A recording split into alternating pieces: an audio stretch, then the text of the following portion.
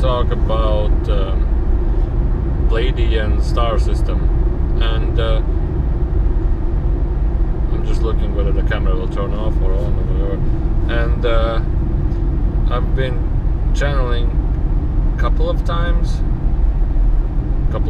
them, and well, it's not like actually them, but information about them. And sometimes when I'm about going to sleep, sometimes I'm like, hey, what about the Pleiadians? Who are they? What they are? And then I receive many information, and I wanted to put this together in this video about the Pleiadian star system.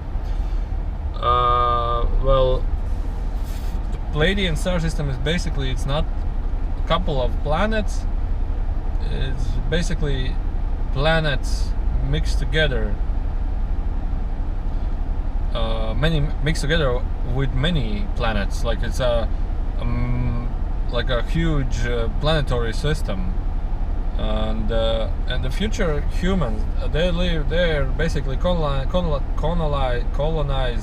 by future humans, Earth future humans, but many years in the future, they went to this star system and started to inhabit it and colonize it. And the planet is divided. Actually, the humans there, which are living there, are basically they care for, I don't know how to say it in better words than, basically they're caring for nature, they're caring for other humans. They are like scientific researchers or something like this, that they develop and travel and search the dimensions and realities, seeking to help others. Seeking to finding and seeking to help something, nature, animals, other humans, other planets, other beings, and they somehow do the research, they develop the research, and they are really caring and helping, and they have the energy of blue energy. And then I watched this movie Avatar, which is really a nice movie, and it's really a channeling movie, and there is overall detailed technical information that has been coming through channeling also, and I'm amazed, wow, many of that information has been in channeling. Also how you develop a first contact with another civilization, you create a new chassis, and you remotely control this chassis to inhabit environment that is not suitable for being inhabitable. And this is really interesting. And well, okay, let's skip this part.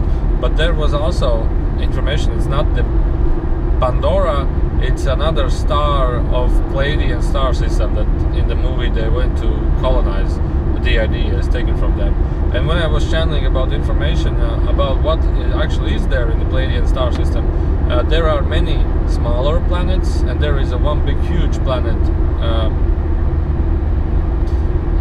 It's like when I'm talking to them, they're coming in contact, but I want to drive the wheel. I don't want to channel anything now. And they're okay, the one planet is what I understood of the many planets, but specifically I was looking at 3 planets right there and one big planet. And from the one big planet, which is isolated from the other Pleiadians, which are living in the overall Pleiadian star system, the one big planet which is isolated from the others is I understood they are farly technologically advanced, and they don't somehow allow or take random people to that planet. And by technically advanced, I mean they have really high technologies like time travel, future travel, developing this technology, finding this technology, giving this technology, creating new planets, new star systems, and so on. So they are highly technology advanced. And not very far away from that planet, there are 3 other planets, and one of that is basically the structure overall is like Earth. It's a nature bank. It's like a nature. Well, it's like Earth, but only nature, nothing else. Maybe birds, maybe some creatures that crawl, but only nature. No humans, no dinosaurs. dinosaurs, nothing. It's a bank of wild nature, like green wild nature. And they create this because they want to they care for the nature. It's like a bank of the genetics, the information, and it's completely left for nature itself to like expand. And not far from that planet there's another planet which basically is nature with other races of beings mixed together, and this is something like the Avatar beings, but blue, but a little bit different than from the movie Avatar. And they are like creating their own civilization, colonizing it, doing their stuff, and they're like being constantly monitored. It's like they given the place for them to be, and they are like monitoring them. They like the evolution, genetics, and studies and everything, and you know, something like this. Another planet what I saw was dinosaur planet, and this is really interesting that they have also a planet where there are really huge beings, dinosaurs and everything. It's also like a nature bank, like a genetical bank, the planet is. But they have many other planets, and understood, and that are on the many other planets they are like human colonized, like a cities, like planet cities. They are flying around. Planets like Moon, even smaller planets, and there are like a bunch of them out in the solar system, out in their Pleiadian star system. And one time I was watching the Billy Mayer's video about the one of the being from Pleiadians that come to Billy, and I was like channeling that lady also. And well, actually, while I was watching the video, I clicked the video pause, and I was like, okay, I see the lady that come to him. I was like, okay, she looks like this. I tried to describe to a friend, and he checks out, yeah, it's like I described. But the message that was from the lady, she doesn't even look at me, and the message was that they choose Billy because he is apart from their civilization, and also that Billy is really heartful and a nice person. He doesn't have any aggression. And I said, why, like, you come and pick me up or something like this? They looked at me like this and said, you're aggressive. And I said, why? Because I have a strong intention to, like, at that point I wanted to like go to cosmos and everything. And from this I have like a strong intention. I need to be really heartful and really loving, so that they don't find the energetical disappointment or an energetical disattachment from meeting me. You know, like when you are a nice person and go to a bar where there are drunk people, you feel the discomfortable place to be there. So, but if you are just like them, they feel really nice to be with them, like really energizing and amplifying. So this was interesting. But the lady said that in the video, I was listening to the video, he said that it's from Pleiadians. And I asked her, are you Pleiadians? She said, no, we are Pleiadians or whatever. And I pick up a couple of names of the planets that I called, but I don't remember the letter of them, and they give me the sounds, how the planets are called. I remember PJOR, that was the one planet, and it's basically the PJOR. Somehow, to me, it was meant to describe it's in their language, but it means like an experimental planet, and OR means like what kind of species they are. There was PJOR, PGOA, and PGOB, and PJOR was a planet where there is only nature, and A and B there was humans and dinosaurs mixed together, and they gave me the name, but I don't know, it was like something like this. I don't recall the name. It was like a compute. To me, it was like the names were like we have the terminology in computers, like shorten the names, like P stands for a word, J stands for a word, O stands for a word, and R stands for a word. But they have different language there. And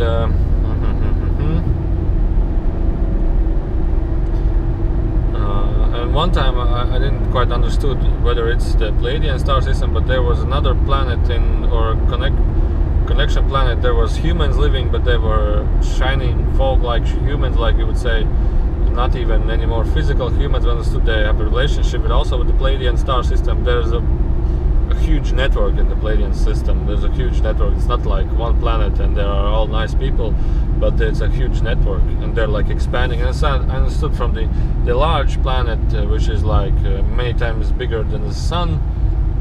They are like the planet of technology advanced, what I was talking earlier, and really advanced.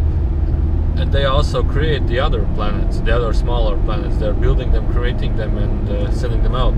And there was another thing that we channeled the fog-like humans, which were basically light humans or something, but they were not like light like Enrico, but they were different. And it's like when I stood at that point, it was strange, but it was like a phone central.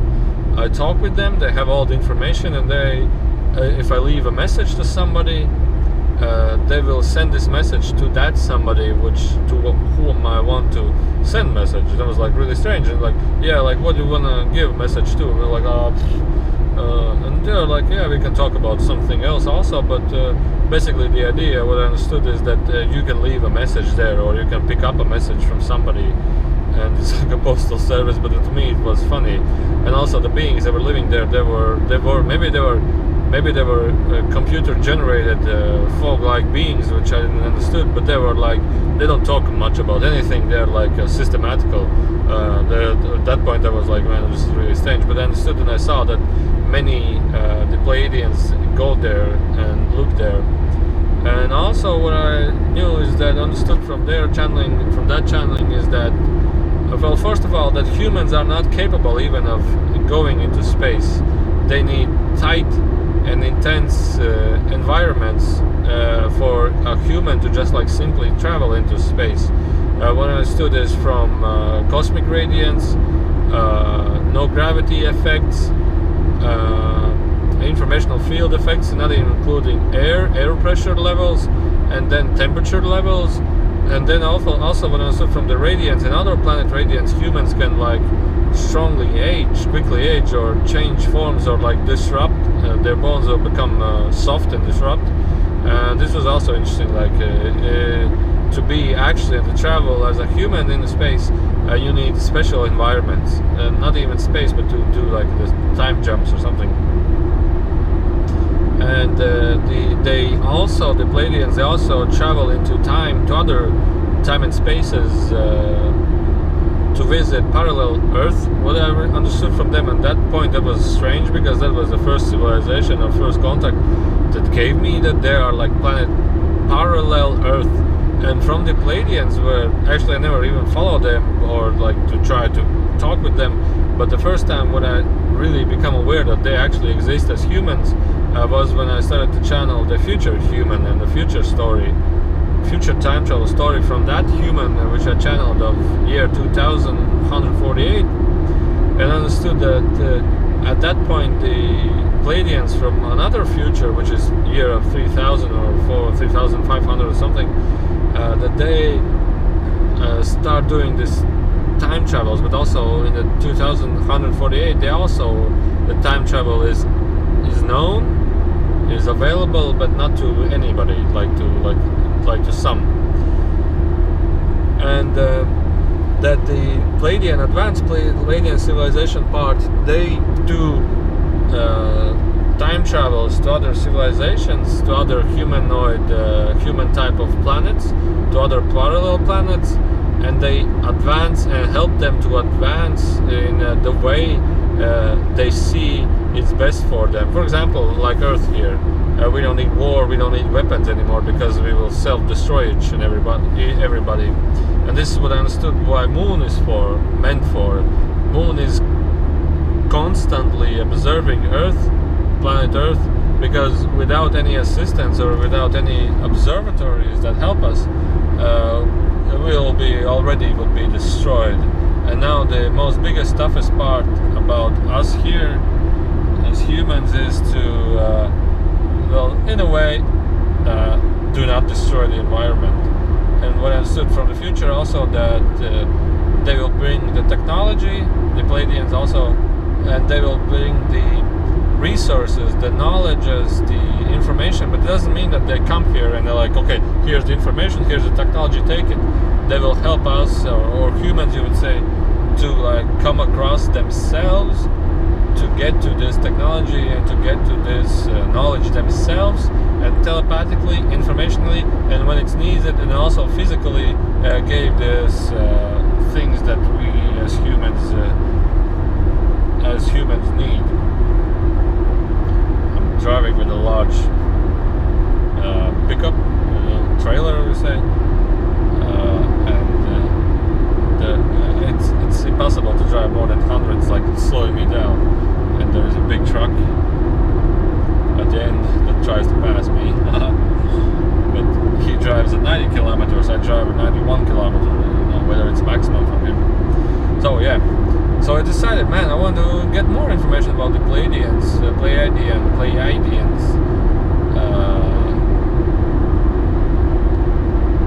I just asked about it, why it's called Pleiadian, because there was a man first, his name was different, Pleiadi or something like this, or a science group of Pleiades that first colonized this planet, and that's why they call it the Pleiadian star system. Pleiadi. L-A-A-I-D-Y. Pleiadi. Alright, something like this. Yeah, but in overall, their energy is blue. Blue energy is given to them from alien civilization, and the alien civilization is computerized and technology advanced, but in a completely different way. And they gave this energy to those humans, and so the humans started to use this energy. So in a way, that civilization is being under control by humans, by computer energy. So in a way, you would say they're advanced, but still they are not free, because they constantly are being, and they are consisting of that energy. When I understood also from the future beings, future humans which are channeled, they're like somehow powering everything from the blue energy. And even their own bodies are being energized by that blue energy, and this helps in longer life. This helps nature to grow faster and healthier, and this helps in many ways. And look at the beautiful trees all being cut down. Like I feel pain in the heart when somebody tears down a tree, and that is really sad. So yeah, and that's when I asked about the year of 2148. It's like I felt that it's being controlled by computers. Like there's a computer intelligence there that like controls everything. Like you don't have a government, you have a computer system, a conscious computer system with a blue energy. So yeah, and I said, well, aren't you like protesting against it? And the future human said, oh yeah, there are people that protest against the system. I said, why? Because there's sometimes and many times they are being like created like new rules, new systems, new like something. Overall, everything is for free, but somehow I feel that there's like being created new limited rules, and nobody actually controls that system. It's like self-controlled, and it's like they're protesting against the system. It's like and yeah, this was interesting that everything is perfect, everything is nice, but still there's something with the artificial intelligence that controls the future human system. And